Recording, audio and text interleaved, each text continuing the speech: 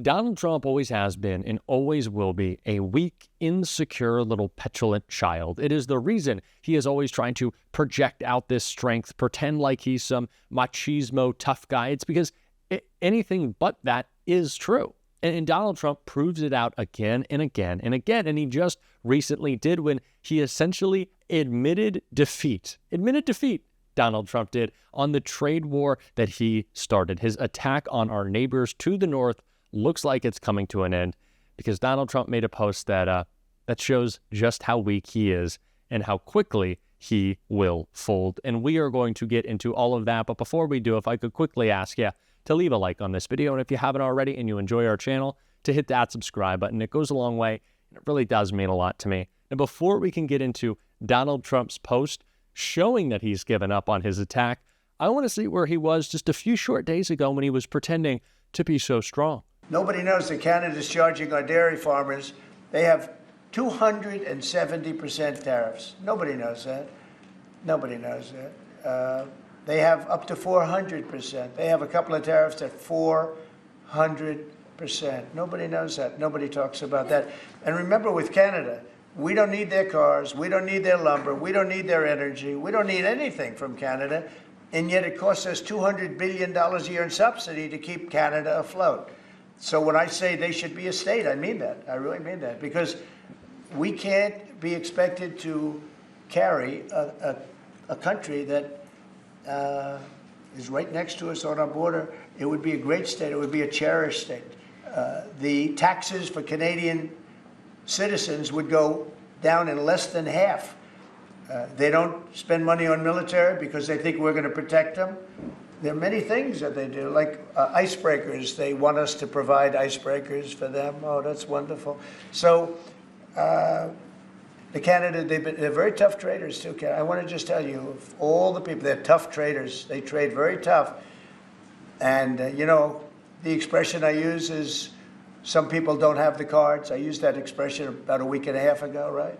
So that was Donald Trump just a couple of days ago. And I want this to be kept in the back of your mind as we're watching how the rest of this video unfolds, saying that, no, I'm serious. Canada's going to be the 51st state. We're going to cripple them economically. That's been Donald Trump's plan. It's what we talked about. It was leaked on a phone call with Justin Trudeau just a couple of months ago. Donald Trump saying that we have the military strength. We have the power. Look how big and tough I am sitting in my chair with my Diet Coke button.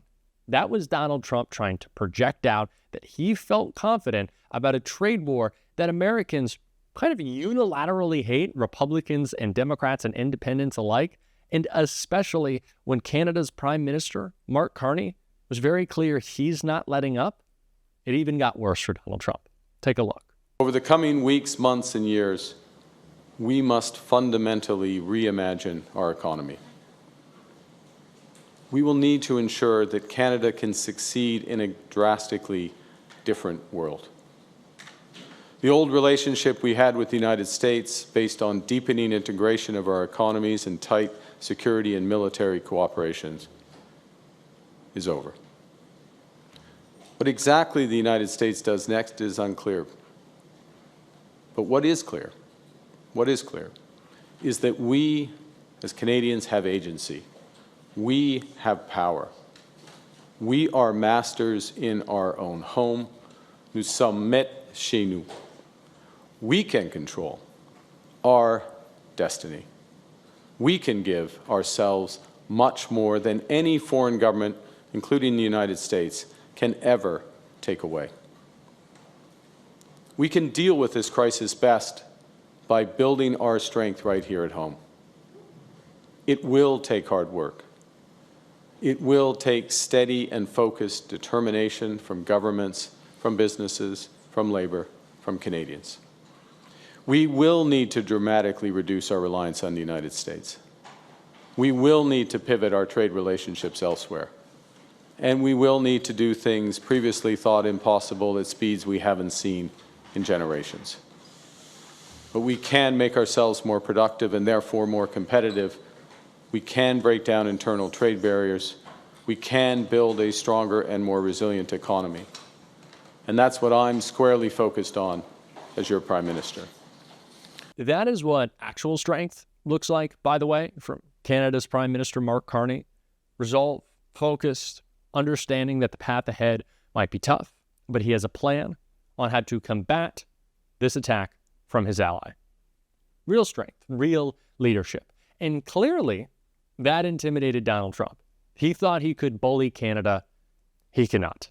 And it's the reason why we saw Donald Trump admit defeat. And I think you'll be able to tell how in this post right here. Trump just posted, I just finished speaking with Prime Minister Mark Carney of Canada. Prime Minister Mark Carney. It was an extremely productive call. We agree on many things, and we'll be meeting immediately after Canada's upcoming election to work on elements of politics, business, and all other factors that will end up being great for both the United States of America and Canada. Thank you for your attention to this matter. Now, when we do Trump translation, I think it is important to look at the very specific language, and that is why I repeated Prime Minister Mark Carney twice. What happened to Governor? Just a couple of weeks ago, it was Governor Trudeau. These premiers in Canada, they were governors. The rest of their government, representatives, senators of the United States. Have you changed your mind, Donald? Are they not going to become the 51st state? Are you caving to Mark Carney? Did he scare you into submission? Is that what happened? Because his speech was much more powerful than yours. Just absolutely hilarious that Donald Trump is so quick to admit defeat on his own stupid trade war. And the biggest issue here is, although the tariffs were never even able to take effect in any meaningful way, all Donald Trump did was crash the markets, cause greater economic insecurity, and artificially raise prices that will probably stay exactly at the levels that they're at now, because why would companies lower them? Donald Trump has just screwed over the American people for nothing. Now, I don't know if this is actually Donald Trump announcing that everything is fine with Canada, the tariffs are over completely, he's moved on from this idea, so on and such. But calling him prime minister, saying he's really looking forward to things, clearly a post he did not write, it makes you think, doesn't it? That he's had enough. He's been beaten into submission because of his own stupidity. But that's not the only place where Donald Trump is losing a big battle on Social Security as well. Rachel Maddow broke it down. Regular Americans just pulling it together on their own to save Social Security. That woman in Grand Rapids, Michigan yesterday saying, I woke up this morning and said, I got to do something. And by afternoon, there she was. And Americans all over the country are waking up every day somewhere having that same feeling. And that political leadership from regular Americans is now starting to push over the right dominoes. We are starting to see, for example, stirrings from big, powerful groups that at least used to have a lot of sway on issues like this, groups like AARP. AARP is fighting to protect your Social Security. You've worked hard and paid into Social Security with every paycheck your entire working life. But recently, we've heard from thousands of worried Americans. That's why we're asking for 3 assurances right now. 1, Social Security will make payments on time like it has for almost 90 years. 2, claims will be processed on time and not backlogged for months. 3, customer service will be a top priority. Getting rid of phone service and asking tens of millions of Americans to jump through new hoops or drive hours to a local office is deeply unacceptable. Join me in sending a loud and clear message to lawmakers. Social Security must be protected. Take action now at aarp.org/pledge. Tell lawmakers it's your money, you've earned it. Hear her say there at the beginning, recently we've heard from thousands of worried Americans. Hello, AARP. I thought you would be blanketing the nation with super effective ads and hounding every member of the administration every day up to and including the president. It's kind of what I have come to expect from AARP. We are not seeing anything like that yet from AARP, but they are admitting that thousands of their own members are contacting them now.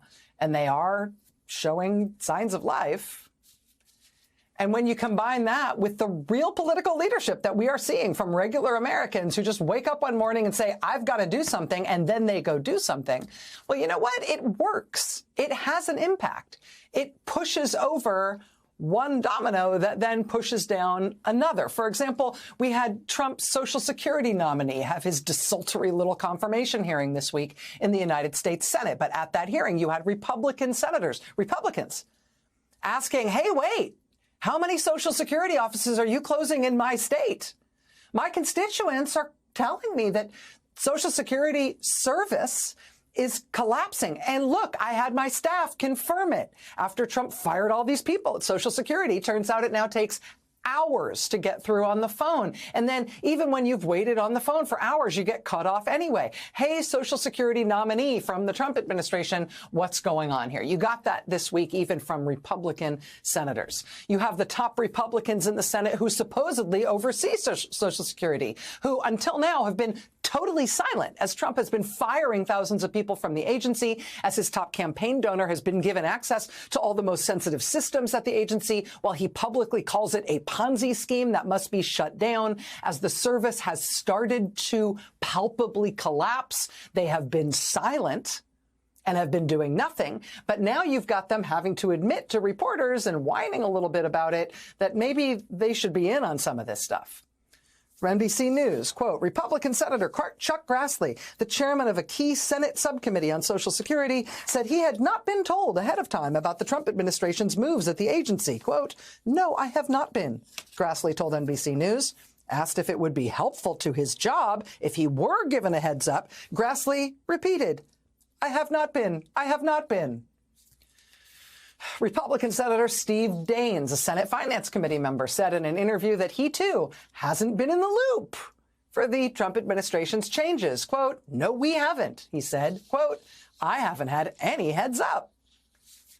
Senator Daines said that he would appreciate advance notice about the changes the administration makes to Social Security. He said, quote, I'd like to know about it, yeah. Well, that's something. I'd like to know about it.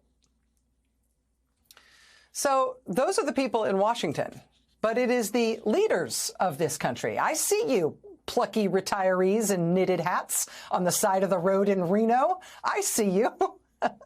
After the real leaders of this country, after you guys took the wheel, it has started something. And so now, yes, if you are applying for Medicare or disability or SSI benefits through Social Security, they're no longer planning to mandate that you have to go in person to your local Social Security office, that they're probably closing anyway and or firing most of the staff. And no, they are no longer killing the 1-800 line altogether, which they had previously been planning on doing. We're getting some wins here and there. Sometimes they're tough to come by. Sometimes they don't feel like wins at first, but we're getting some wins. That means we just got to keep fighting back. We're doing so on this show every single day. If you want to support that, as always, you can hit that subscribe button, leave a like on this video, and if you stuck around at the end, drop a blue heart in the comments. And until next time, I'll see you soon.